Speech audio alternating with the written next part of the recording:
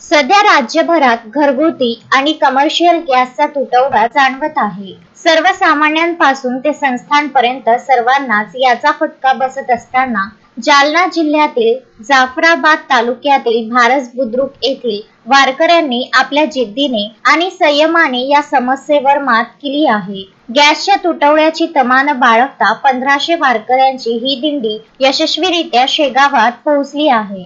भारस बुद्रुक येथील 900 पुरुष आणि 600 महिला असे एकूण 1500 वारकरी गेल्या 4 दिवसांपासून पायी प्रवास करत होते. जवळपास 105 किलोमीटरचा अंतर पार करून ही पायदळ दिंडी शेगावात दाखल झाली आहे. विशेष म्हणजे ही दिंडी काढण्याचे हे 8वे वर्ष असून दरवर्षीप्रमाणे यंदाही कोणत्याही अडचणींना न जुमानता वारकऱ्यांनी आपली वारी अखंडित ठेवली आहे. गॅसच्या तुटवड्यामुळे स्वयंपाकाची मोठी समस्या निर्माण झाली होती. मात्र वारकऱ्यांनी आधुनिकतेचा हव्यास न धरता पारंपरिक पद्धतीला पसंती दिली. दिंडीसोबत त्यांनी लाकडी जळण सोबत ठेवले होते, ज्यामुळे रस्त्यात कुठेही थांबल्यावर त्यांना अन्नाची कमतरता भासली नाही. याबाबत बोलताना दिंडी अध्यक्षांनी सांगितले की गॅसच्या तुटवड्याची आम्ही काळजी केली नाही. सोबत लाकडाचे जळण असल्यामुळे आमची सोय झाली आणि आम्ही नित्यनियमाने शेगावात पोहोचू शकलो.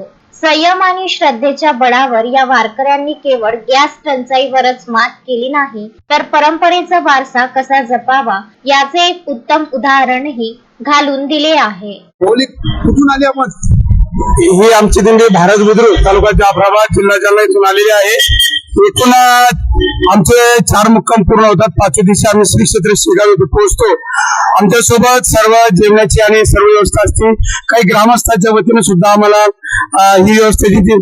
यंदा थोडा गॅसचा तुटवडा आम्हाला आला, पण सोबत इंधन असल्यामुळं तो त्रास काही झाला नाही. यंदा गॅस टंचाई आमच्या दिंडीला फार भासलेली आहे.